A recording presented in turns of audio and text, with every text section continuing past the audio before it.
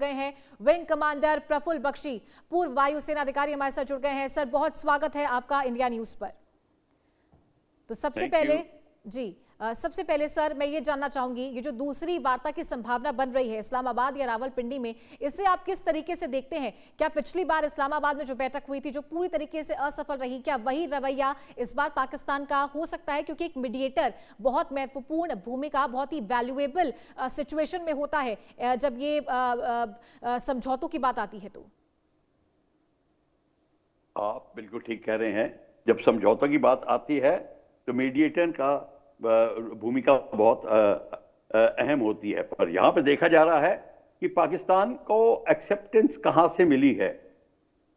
सबसे बड़ी बात है कि पाकिस्तान इस सारे गेम के अंदर अगर ईरान नहीं है बीच में, इजराइल नहीं है, तब बात अधूरी रह जाती है।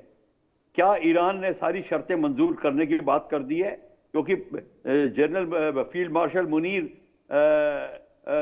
ये कहा गया है उनके बारे में, इट इज एलेज्ड कि उनके बड़े अंदर से IRGC के साथ में बड़े ताल्लुकात हैं, उनके लीडरशिप के बड़े ताल्लुकात हैं, जो ट्रंप को पसंद भी नहीं आ रही बात। तो फिर भी पाकिस्तान पूरी जोर लगा रहा है कि ये मीडिएशन हो जाए, क्योंकि वो अपनी छवि एक वर्ल्ड लीडर की तरह लाना चाहता है कि टेररिस्ट हेडक्वार्टर की तरह नहीं। तो ये प्रॉब्लम है, पाकिस्तान बड़ा जोर लगा रहा है और इस समय चाइना पाकिस्तान को सपोर्ट करने में लगा है। पर कहां से पाकिस्तान को और सपोर्ट आएगा ये देखा जा रहा है, क्योंकि नेटो कंट्रीज जो हैं वो अमेरिका के साथ पूरे सहमति नहीं है। रशिया चाइना की अमेरिका के साथ सहमति नहीं है। मिडिल ईस्ट की बहुत सारी कंट्रीज हैं जो इस बात से खफा हैं कि अमेरिका ने उनके देश भूमि का इस्तेमाल किया और जो इस्लामिक संगठन की जो संस्थाएं हैं उन्होंने इनको बड़ा बुरा भला भी बोला। तो ये सबको लेकर इस समय जोर लगाएंगे, देखा जाएगा। और अमेरिकन प्रेसिडेंट ने भारतीय प्रधानमंत्री से भी बात करी है, जो पहले कर लेनी चाहिए थी। पर जो भी है अब देखा जाएगा कि, और दुनिया भी चाहती है कि लोग, कंट्रीज चाहते हैं कि किसी तरीके से पीस हो। तो इस मीटिंग की ज्यादा संभावना है सफल होने की, जैसे कि बशर्ते जो इन कंपैरिजन पुरानी मीटिंग से। पर फिर भी अभी भी ये देखा जाना चाहिए कि क्या शर्तें क्या हैं, क्या शर्त अमेरिका रख रहा है, क्या शर्त ईरान रख रहा है। क्या ईरान मंजूर कर जाएगा कि मैं अपना जो आधिपत्य है स्ट्रेट ऑफ हॉर्मुज पे मैं गवाऊं? क्या वो चाहता है कि आइलैंड के ऊपर वो कब्जा करे? क्या वो चाहता है कि उसके ऊपर पूरा प्रतिबंध लगे वॉर ग्रेड यूरेनियम बनाने का? ये सारी की सारी चीजें अभी देखी जाएंगी। मीडिया में करेक्ट रिपोर्ट नहीं आ रही है कि कौन क्या कह रहा है। इस समय हमें पूरी टेबल ठोक के ये पता करना पड़ेगा कि ईरान क्या चाहता है। क्या ईरान चाहता है कि वो नेगोशिएशन करके अपनी independence of development of nuclear weapons को छोड़ दे? क्या चाहता है, हमें अभी देखना पड़ेगा। और फिर तीन जो उसके जो पाले हुए जो प्रॉक्सीज हैं, हुतीज, हिजबुल्लाह, हमास, क्या उनको बैन करने की बात हो रही है? क्योंकि उनके पर प्रतिबंध लगाना ईरान को मंजूर नहीं है।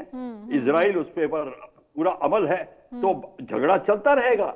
इजराइल अभी भी रुका नहीं है, वो उससे कोई अभी सीज फायर नहीं करी है, कुछ नहीं किया है।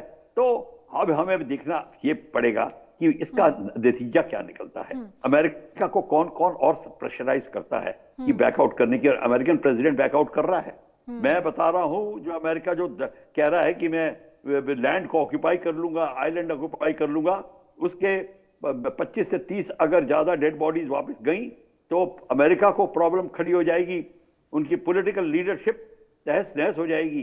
तो ये सारी की सारी चीजों को मद्देनजर रखते हुए मैं सोचता हूं कि इस मीटिंग में कोई सफलता हो सकती है, पर 100% गुंजाइश हम नहीं कह सकते। बिल्कुल सर, बिल्कुल। परसेंटेज वाइज पुरानी मीटिंग से ज्यादा है। नहीं, ये बात बिल्कुल सही कि पुरानी मीटिंग से ज्यादा सफल होने के चांसेस हैं इस मीटिंग के, लेकिन तमाम वो बड़े मुद्दे, एक है न्यूक्लियर ऑपरेशंस का, जो कि ईरान साफ कह चुका है कि वो ये बंद नहीं करेगा, और वो भी ऐसे सिचुएशन में जब ये हमला हुआ है और इतना सर्वाइव ईरान कर चुका है। लेकिन वही अमेरिका जो है वो बार बार ये स्टेटमेंट दे रहा है कि यूरेनियम सौंपने के लिए ईरान तैयार है, और ईरान इस बात को साफ कर चुका है कि ये साफ झूठ अमेरिका बोल रहा है। साथ ही ये जो प्रॉक्सी ग्रुप्स की बात आपने कही है, चाहे वो हमास हो, हिजबुल्ला हो, हुती हो, इनको भी किसी भी किसी भी सिचुएशन में वो नहीं छोड़ेगा, क्योंकि ये एक बड़ा सपोर्ट है ईरान के लिए, और ये ग्रुप्स भी इस बात को जानते हैं। और इसीलिए शायद लेबनान इजराइल की जब बात हुई थी तो ये मुद्दा बार बार ईरान की तरफ से उठाया गया, इस्लामाबाद में जो वार्ता हुई थी उस समझौते के दौरान भी। और तीसरा आता है स्ट्रेट ऑफ हॉर्मुज, वो सिचुएशन हम देख रहे हैं, उस पर कंट्रोल ईरान अपना चाहता है, उसमें कहीं समझौते के चांसेस है, लेकिन कंट्रोल चाहेगा कि ईरान की उसकी शर्तों पर हो। तो आपको क्या लगता है कि इन पर कहां कॉम्प्रोमाइज हो सकता है और किस हद तक कॉम्प्रोमाइज हो सकता है? और स्ट्रेट ऑफ हॉर्मुज पे कॉम्प्रोमाइज हो सकता है कि ईरान कहे भाई आधिपत्य मेरा है, पर मैं सबको अलाउ करता हूं, और बशर्ते आप मेरे दुश्मन को सपोर्ट करने के लिए, वेपन्स भेजने के लिए, मिडिल ईस्ट में अमेरिका के खिलाफ एयरबेस बनाने के लिए, उनको लॉजिस्टिक सप्लाई करने के लिए वो एक्टिविटीज ना हो। ये मत सोचिए कि अमेरिका किसी की आंख में धूल झोंक सकता है, क्योंकि चाइनीज सैटेलाइट और रशियन सैटेलाइट बाकायदा ये मिनट बाय मिनट रिपोर्ट दे रही हैं ईरान को कि क्या हकीकत है। और सऊदी अरेबिया कोई खुश नहीं है, और कई यूएई के कंट्रीज खुश नहीं है इस टेंशन के कारण। वो नहीं चाहते कि अमेरिका वहां पे बेस बनाए, अगर बेस बनाता भी है वो बेस बनाना चाहते हैं अपने हित के लिए, पर वो नहीं चाहते कि वो जो बेस बने उसको ईरान के खिलाफ इस्तेमाल किया जाए, क्योंकि ईरान एब्सोल्युटली क्लियर है, और उन सब कंट्रीज को पता है कि जब ईरान हम पर हमला करता है तो पीछे हाथ चाइना और रशिया का है, ये भी उनको पता है।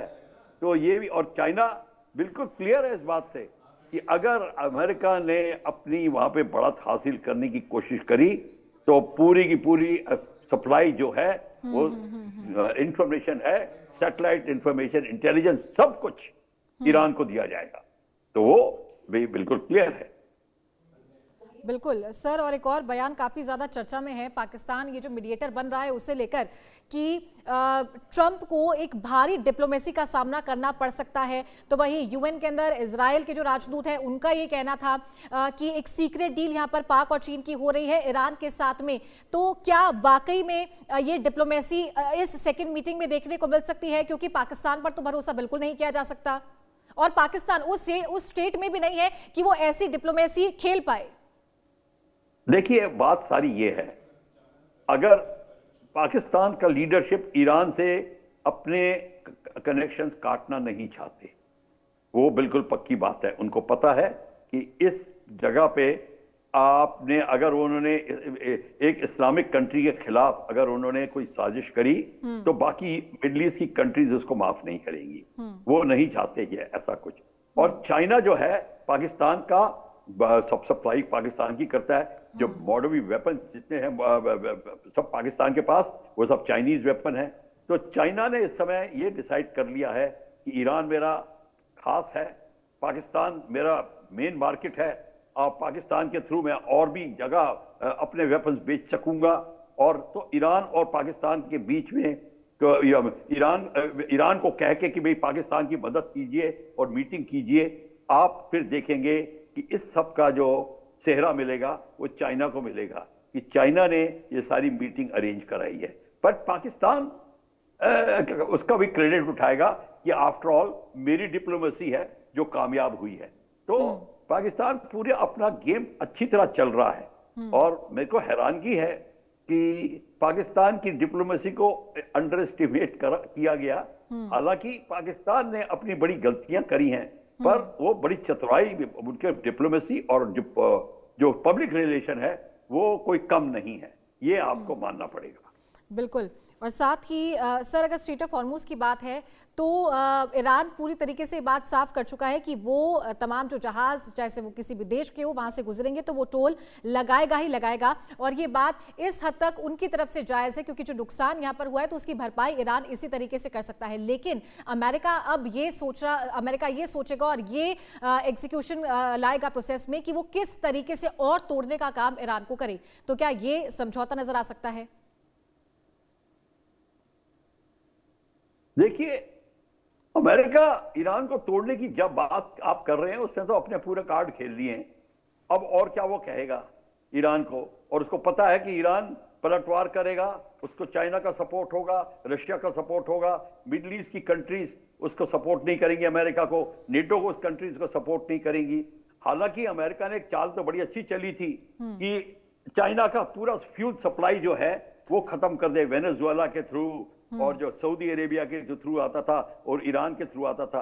काफी हद तक सफलता मिली उसको, पर उसको ये भूल गया कि रशिया जो है अब वो पूरा का पूरा ईरान को सपोर्ट करेगा, और रशिया की ऑयल सप्लाई कोई कम नहीं है, तो वो चाइना को भी सपोर्ट करेगा, ईरान को भी सपोर्ट करेगा।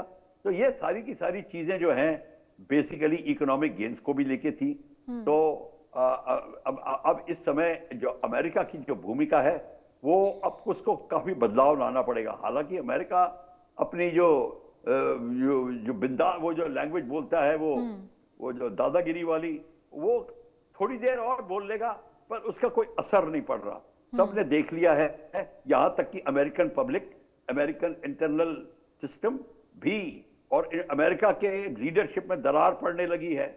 अमेरिका की आर्मी अमेरिकन प्रेसिडेंट के साथ नहीं है।